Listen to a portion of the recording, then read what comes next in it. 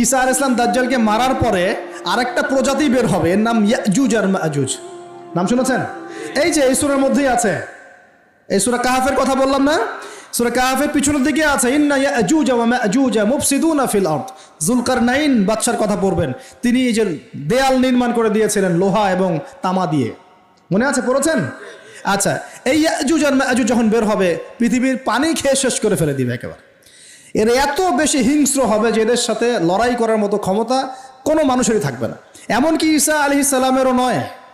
ঈসা আলাইহিস সালাম তুর পাহাড়ে চলে যাবেন মুসলিমদেরকে নিয়ে, তুর পাহাড়ের ভিতরে মুসলিমরা সেখানে লুকিয়ে থাকবে, পৃথিবীর মেসাকার অবস্থা হয়ে যাবে, পৃথিবীর পানি খেয়ে শেষ করে ফেলে দিবে, একদম হিংস্র প্রজাতি। তখন ঈসা আলাইহিস সালাম আল্লাহর কাছে দোয়া করবেন, আল্লাহ এই বিভৎস এই জাতিকে ধ্বংস করো। আল্লাহ রাব্বুল আলামিন তখন ওই ইয়াজুজ আর মাজুজের এই কাঁধে, ঠিক কাঁধের মাঝখানে একটা ভাইরাস জন্ম দিবেন। কি জন্ম দিবেন? ওই যে বলি না মহামারীর